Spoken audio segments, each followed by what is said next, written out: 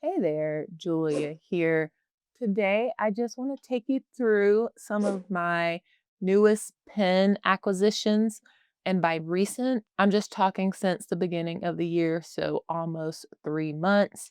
I have three categories kind of broken down here. These top two are what I'm considering as collection pens, so pens that will be in like the currently inked monthly rotation. I keep them in my little pen drawer, and I'm just a little more careful with those. These will be gifted or traded pens. This will be pens that are all me, all by my own choice. I seeked it out, I purchased it, that sort of thing. And then this bottom section is what I'm calling cup pens, which I've heard other people call them purse pens or budget pens. So these would be like dupes, just pens that I have for science and just to like throw in my bag, throw in a cup, that sort of thing. And at least recently, I haven't been counting those as much just because I am curious about them. I don't know, they just seem to serve a different purpose than some of the other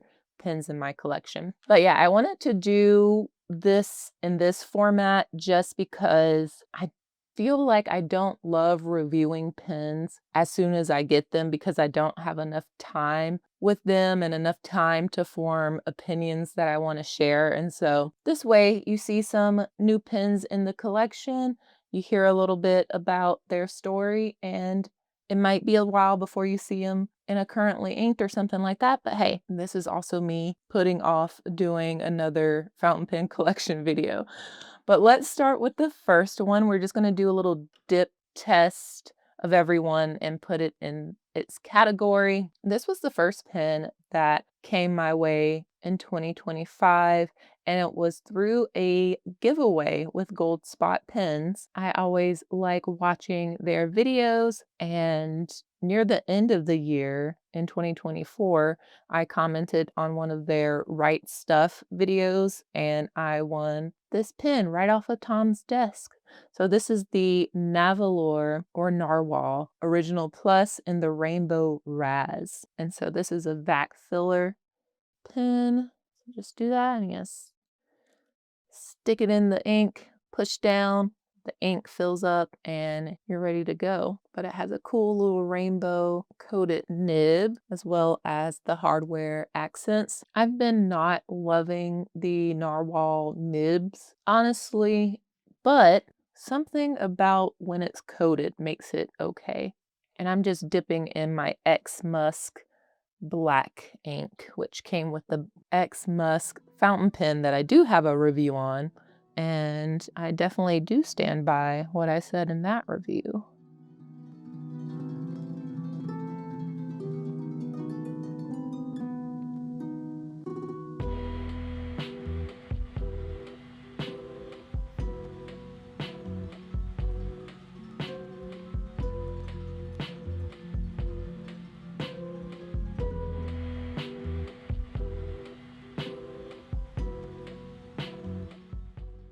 I do believe, even though there's no markings on here, I'm pretty sure this is a fine nib. And yeah, I do like the writing experience of this more than some of my other narwhals that have just like the standard steel nib on them. The next pen that I picked up, you have seen in March's currently inked video. This is the Leonardo Momento Magico in the amethyst colorway.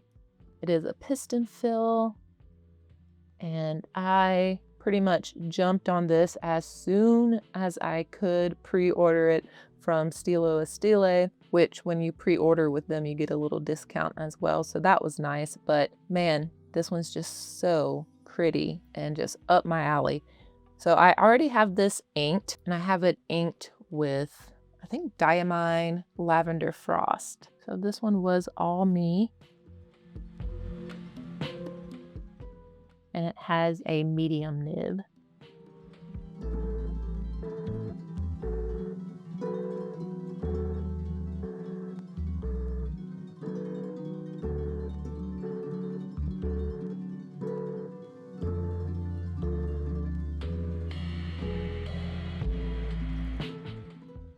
I've been really liking this combination so far. I like it better on the Cosmo Airlight paper versus Tomoe River paper.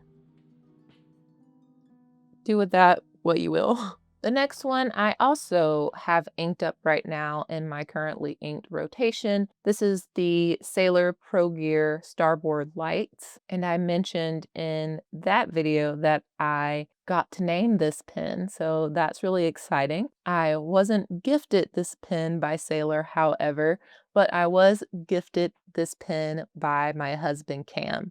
He was super excited that my name was chosen for this pen, and I wasn't 100% sure if I was going to get it just because the price was a little high. They ended up bringing the price down a little bit, but Cam said, I want to get it for you, so this is gifted.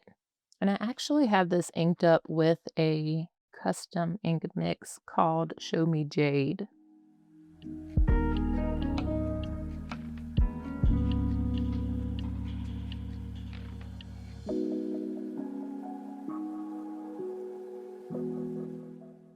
This has a medium nib.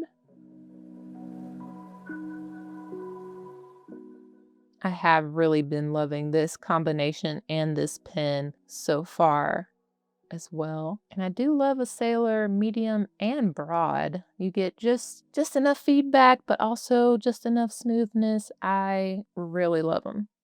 The next one I picked up was this Esterbrook SD in the Blue Moon colorway. This is a re-release, and I am going to put this in the all me category, but it feels more like a trade because I had purchased the Esterbrook SD in Cobalt at the end of 2024 because I wanted the Blue Moon, but it was just so hard to find on the secondhand market. And so I did sort of give up and then just get the Cobalt instead. But when I saw that this was coming out, I immediately sold my Esterbrook SD Cobalt to purchase this pen. So it is an all me purchase. I chose to do this, but I feel, you know, girl math and all, I feel like it was free. And yes, that thing happened where I I don't keep my nibs in any of my Yovo compatible pens. If you want to know more about that, I'll leave it up here. My nib storage organization situation. I'm going to go grab a nib for all the Yovo pens and be right back. Yeah, I really just love that being matchy-matchy, I can match this pen up with the lovely blues in here, grays, and grayish lavenders. It's just really pretty. The next one is also an Esterbrook SD. It's an older model for them. This is the well, not model, but colorway. This is an Esterbrook SD, but it's in the candy colorway. And I had a really good friend of mine grab it for me at a shop that I knew had it, and I couldn't be where she was. And she was so nice and sent me photos of what they had available. I said, I want this one. So she grabbed it for me. So this is an all me purchase, but look at all the fun colors here. These colors, this and like the denim jean blue, like acid wash blue, just gives me 90s. It just takes me back. So this pen doesn't necessarily remind me of candy, but it is a fun one. I do love the pink and the purples and the little specks of gold. And it's an Esterbrook SD, so you know that I typically love those. I feel like I should do a video on all of my Esterbrook SDs because the number is getting up there.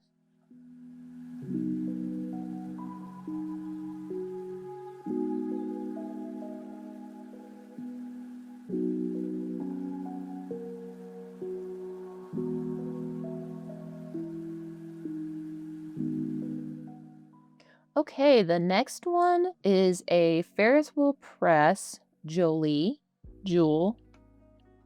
One of those pronunciations, I'm sure. And this colorway is Blue Revelry, which is their 2025 color of the year. And I was gifted this pen by Ferris Wheel Press as a part of their Jubilee program, which currently I'm in and out of for reasons. But this is my first sort of higher end Ferris wheel press pen, and the nib is definitely larger than some of their entry-level pens. You get a bicolor nib here. I do love this really beautiful detailing on the grip section there. I think that's really lovely. And it feels really nice in the hand. I'm sure that this will patina and get ink in the grooves and all of that over time, but I think that's part of the charm.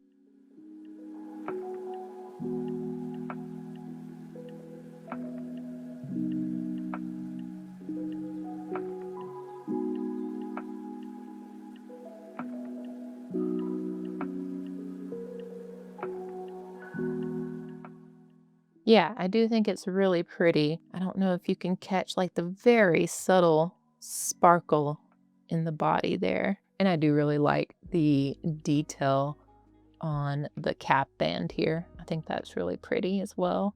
This next pen was a trade with the lovely Tori of Stationery Universe, and she was super nice in letting me choose the exact pen that I wanted. She had a few that had different distributions of the resin here, but I really love this bottom section that looked like a starry night space sky. But this is in collaboration with River City Pen Company, and this model is called the Slim Westwood. The collaboration colorway is called Waves of Neptune, which is super cool. It has her Stationery Universe logo on the finial here and engraved on the nib that it came with. This is a Bach nib, so it usually doesn't live in here. I keep all my Bach nibs separate as well so I can interchange them. But this is a really fun, I love like the little peekaboo of the black here as well. I love the lack of contrast between this lavender purpley color and this. There's a couple of light blues in here, but it's all very like low contrast mixed with this higher contrast black. Right now there's a broad nib in here, so this could get messy.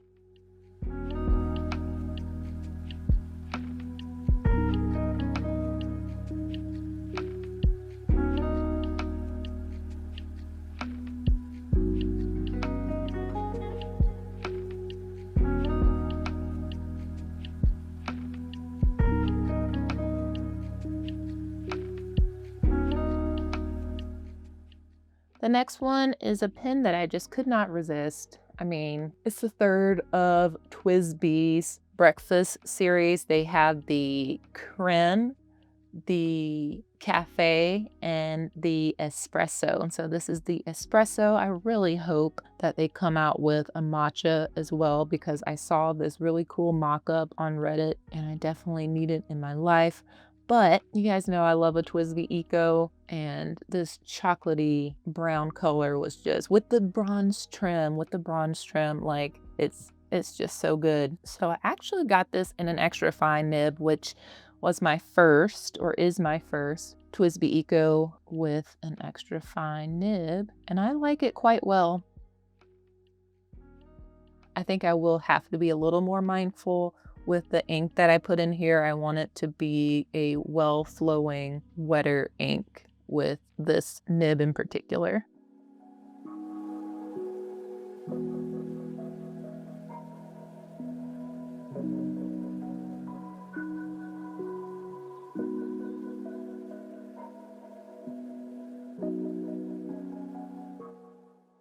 Okay, the last of my collection pens, and the most recent, is this Benu Euphoria in pink guava.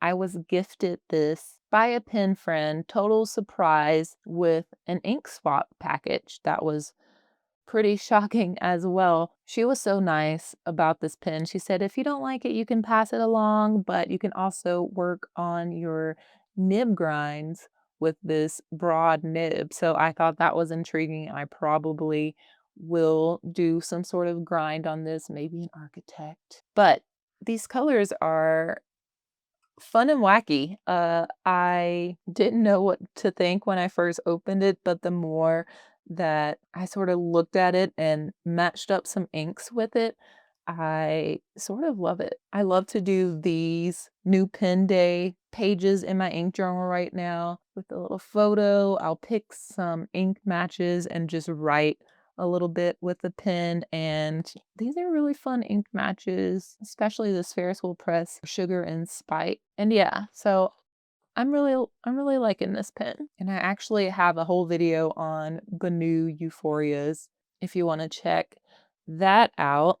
Okay, let's talk about some of these cup pens. So this is the first one. This is the Admok M800, which is a dupe for the Pelican M800. I was very curious about this just because I love pelicans, but I do wish they had more colorways that were more up my alley. And this sort of fits the bill here. You can choose if you want a Bach nib, a Schmidt nib, and I went with a Bach nib. It was a little bit of an upcharge, but it's all about the writing experience, right? So I went with the Bach nib in hopes that I could swap it out with other nibs if I wanted to. So yeah, it's gorgeous. It writes really well. Ooh, I actually think this is already inked. Well, now we have black and some sort of purple in here that I can't remember what I put in here.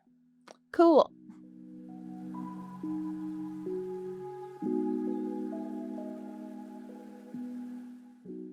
And I'm not sure what the colorway is called because I got this one on AliExpress, I'm pretty sure, and they were just named by number. So I just call it Swirl Purple. Yeah, even the little finial is looking pelican-like, if you can see that.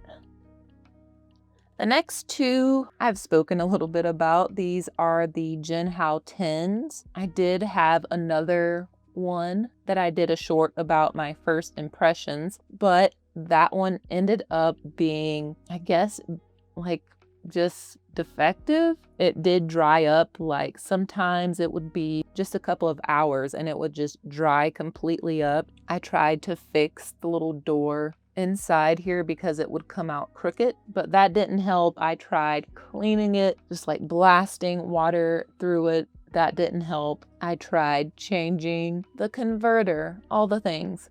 It just wasn't working, so I ended up sending it back. I got that one on Amazon. I got these two on AliExpress, and the packaging that they came in, it was just a little more secure, a little more wrapped, and I feel like the one that I got from Amazon, they just like threw it in a little padded envelope and threw it in with the rest of the stuff, whatever. And so maybe that was a factor. I don't know. But I have this caramel orange colorway of the Jinhao 10, which is supposed to be like the whiskey, which I wasn't able to get the whiskey. It's still on my grail list, but I'm not feeling hopeful about it. And then I have this one, which is made up to be like, I think it's called Wish is the original colorway. And so, yeah, these have been so much better. They don't dry up as quickly. It takes like some days of not using it. And even if they do dry up a little bit, it's very easy to get them going again. So I don't mind that because everything else about them is perfection for a fraction of the cost of a vanishing point, which I still love my vanishing points, but here we are. And this is the extra fine nib. The caramel orange is the fine nib, and they're interchangeable. And they're interchangeable with Pilot capless nibs as well.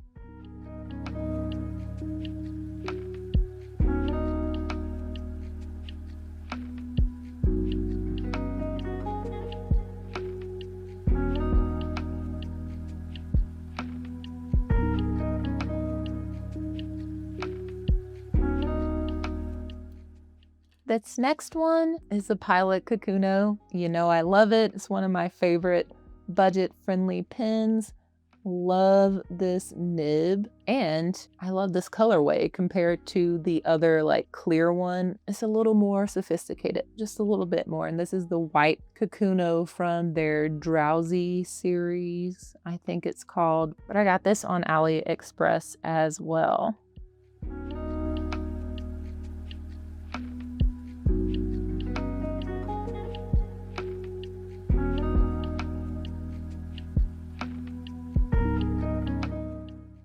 This has a fine nib, and it's perfection.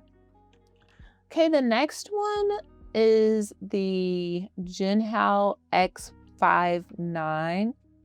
And as you can probably tell, it is a chunky one. I have the Mont Blanc 149 on my wish list this year, and I don't expect that I'll get one of those anytime soon. So I wanted to grab one of these to just check out the body type, because I'm pretty sure that this is going to be spot on as far as how it feels in the hand. And I definitely wanted to check that out before possibly ordering a 149 online, though I think I would like to write with one in person before committing. But still, this pen was $9.99 and the nib is very large. I've been enjoying it so far. I have it inked up with Diamine Bah Humbug right now, which I think is a really fun match.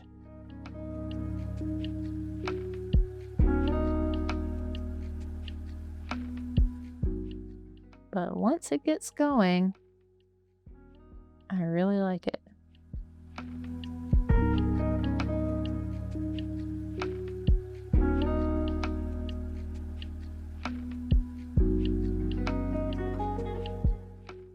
Okay, these. I've talked about these a little bit here recently on Juicy Broads and in my 8 more pen questions video. These are the Oaso retractable fountain pen. This one was gifted and kind of started me down this little path. But this one came with some erasable fountain pen ink, and it is erasable by friction up here on top. This is an eraser.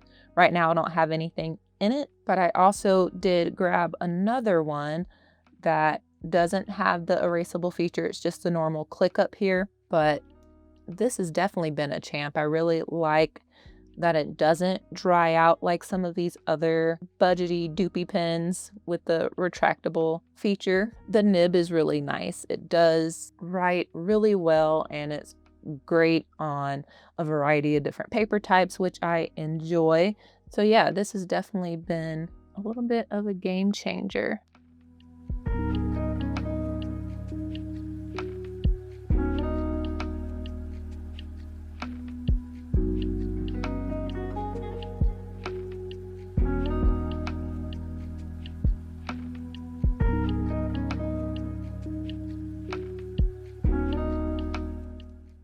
So yeah, as you can see how things are split up here, I feel like I'm doing pretty good. I've only sought out as far as like collection pens, not for research. These are a little bit on more of a rotation as far as they may be here today, but they may not be here tomorrow. I could easily pen-able someone with any of these pens. I could lose these pens. I could drop these pens.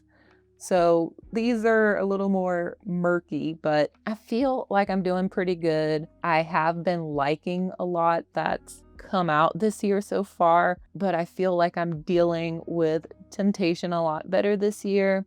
But I'm also saving for pen shows, events, a big trip later this year. So I am definitely keeping that in mind. But I would love to know what your recent acquisitions are and what you've been loving lately down in the comments. Let me know if you'd like these type of recent acquisition videos every now and again. Like I said earlier, I don't love doing reviews if I don't have a lot of time with a pen or a pen model usually. But yeah, thanks for hanging out. I'll leave the latest for you here to check out next, and I'll catch you all in the next one.